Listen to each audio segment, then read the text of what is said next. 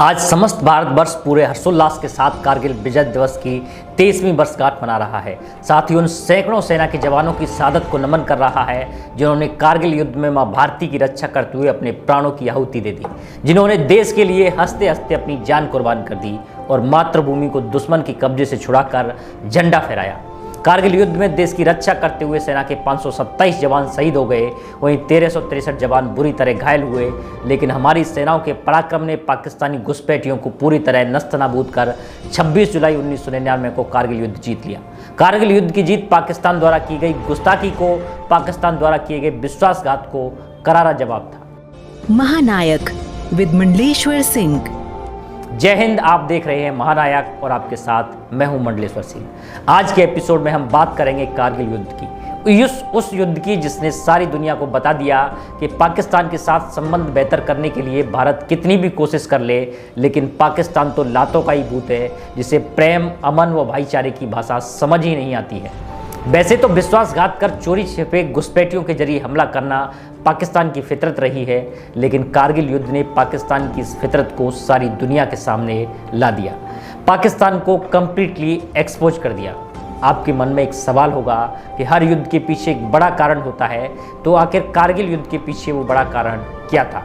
दूसरा सवाल ये होगा कि 1999 में ही 20 फरवरी को तत्कालीन भारतीय प्रधानमंत्री अटल बिहारी वाजपेयी ने दिल्ली से लाहौर तक बस सर्विस सदाए सरहद की शुरुआत की और इसके उद्घाटन के लिए खुद प्रधानमंत्री अटल बिहारी वाजपेयी अपने 20 सदस्यों के प्रतिनिधि मंडल के साथ पाकिस्तान के लाहौर पहुंचे थे, जहां तत्कालीन पाकिस्तान प्रधानमंत्री नवाज शरीफ ने उनका गर्मजोशी से स्वागत किया था और दोनों देशों के बीच संबंध सुधारने की दिशा में लाहौर डिक्लेरेशन पर दोनों देशों के प्रधानमंत्रियों ने हस्ताक्षर भी किए थे। फिर ऐसा क्या हुआ कि सदाए सरहद और प्रधानमंत्री वाजपेयी की पाकिस्तान यात्रा के महज 2-2.5 महीने बाद ही पाकिस्तान ने घुसपैठियों के जरिए भारत पर हमला बोल दिया। इस कारण का पता लगाने के लिए मैं आपको थोड़ा सा फ्लैशबैक में ले जाना चाहूँगा। तारीख 6 अक्टूबर 1998 जब तत्कालीन पाकिस्तानी प्रधानमंत्री नवाज शरीफ ने अपने खिलाफ दिए बयान से नाराज होकर पाकिस्तानी सेना के तत्कालीन जनरल जहांगीर करामत से इस्तीफा ले लिया। और ये पाकिस्तानी सेना के इतिहास में पहली बार हुआ था जब एक आर्मी जनरल से प्रधानमंत्री ने इस्तीफा लिया हो या उसे पद से हटाया हो। जहांगीर करामत से इस्तीफा लेने के बाद नवाज शरीफ की पाकिस्तानी आर्मी व आवाम के बीच जमकर आलोचना हुई। आर्मी व प्रशासन पर पूरा कंट्रोल बनाए रखने के लिए नवाज शरीफ ने अपने चहेते और क्रूर लेफ्टिनेंट जनरल परवेज मुशर्रफ को पाकिस्तान आर्मी का चीफ बना दिया, जबकि सीनियरिटी में मुशर्रफ तीसरे स्थान पर थे। और यहीं से शुरुआत हुई परवेज मुशर्रफ की अति महत्वाकांक्षा की, जिसकी वजह से कारगिल जैसा भीषण युद्ध हुआ। आपको बता दूं कि परवेज मुशर्रफ के अंदर भारत के लिए इतना जहर भरा हुआ था कि जब तत्कालीन प्रधानमंत्री अटल बिहारी वाजपेयी दिल्ली से लाहौर तक बस सर्विस के उद्घाटन के लिए पाकिस्तान पहुंचे तो पीएम नवाज शरीफ ने तो वाजपेयी का गर्मजोशी से स्वागत किया, लेकिन पाकिस्तान आर्मी के चीफ जनरल परवेज मुशर्रफ ने इस कार्यक्रम का पूरी तरह बहिष्कार किया और यहीं से नवाज शरीफ और जनरल परवेज मुशर्रफ के बीच रिश्तों में भी दरार आ गई। और परवेज मुशर्रफ ने वाजपेयी की यात्रा से उत्पन्न हुई भाईचारे व अमन की भावना को खत्म करने के लिए एक प्लान बनाया। इस प्लान के मुताबिक भारतीय सेना को सियाचिन ग्लेशियर से पीछे हटाना था तथा नेशनल हाईवे 1 पर कब्जा कर कश्मीर और लद्दाख के बीच की कड़ी को तोड़ना था, क्योंकि NH-1 के जरिए भारतीय सेना हथियार व गोला बारूद पहुंचाती थी। पाकिस्तानी सेना का प्लान था कि यदि भारतीय सेना को सियाचिन ग्लेशियर से पीछे हटा दिया जाए और कारगिल से होते हुए जाने वाले नेशनल हाईवे 1 पर पाकिस्तानी सेना का कब्जा हो जाए तो वह कश्मीर मसले को सुलझाने के लिए भारत सरकार को मजबूर कर सकते हैं, क्योंकि कारगिल क्षेत्र में पाकिस्तानी सेना के कब्जे से ये मामला अंतर्राष्ट्रीय स्तर पर भी चला जाएगा, जिससे पाकिस्तान को कश्मीर मसले को सुलझाने में शायद मदद मिल सकती है। दूसरा, पाकिस्तानी सेना कारगिल क्षेत्र में कब्जा कर जम्मू कश्मीर के रेवेलियंस का भी मनोबल बढ़ाना चाहती थी। इस प्लान को अंजाम देने के लिए पाकिस्तानी सेना ने एक ऑपरेशन शुरू किया जिसका नाम दिया गया ऑपरेशन बद्र।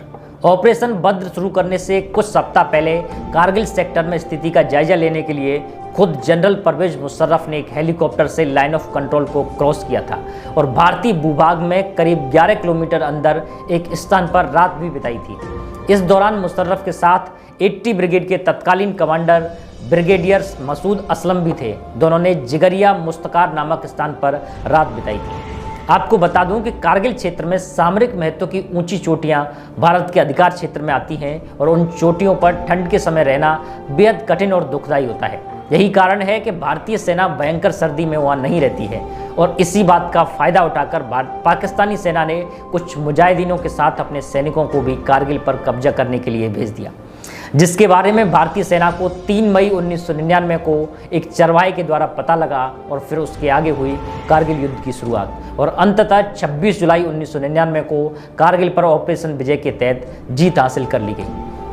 कारगिल युद्ध के लिए तत्कालीन प्रधानमंत्री नवाज शरीफ ने जनरल परवेज मुशर्रफ को जिम्मेदार ठहराया और नवाज शरीफ ने बयान दिया कि पाकिस्तानी सेना के कारगिल पर कब्जा करने के बारे में ना तो जनरल परवेज मुशर्रफ ने उन्हें बताया और ना ही पाकिस्तानी सेना ने।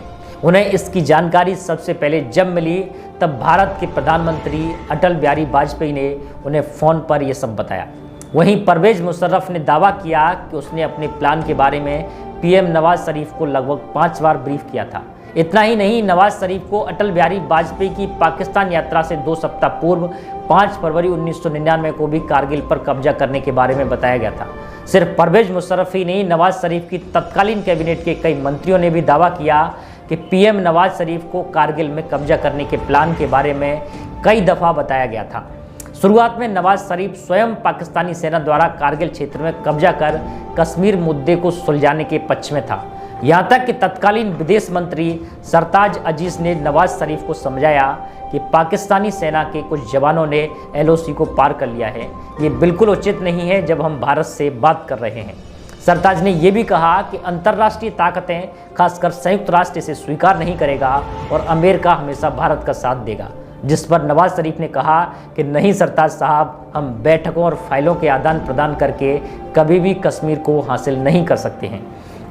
इस दौरान लेफ्टिनेंट जनरल अजीज खान ने नवाज शरीफ से कहा कि कायदे आजम मोहम्मद अली जिन्ना ने पाकिस्तान बनाया, अब मौका है आप कश्मीर के विजेता बनिए। दरअसल कारगिल युद्ध के पीछे सबसे बड़ी वजह थी पाकिस्तान के प्रधानमंत्री नवाज शरीफ और जनरल परवेज मुशर्रफ की कश्मीर को पाकिस्तान में मिलाने के सफल मिशन में उनका नाम जुड़ने की महत्वाकांक्षा।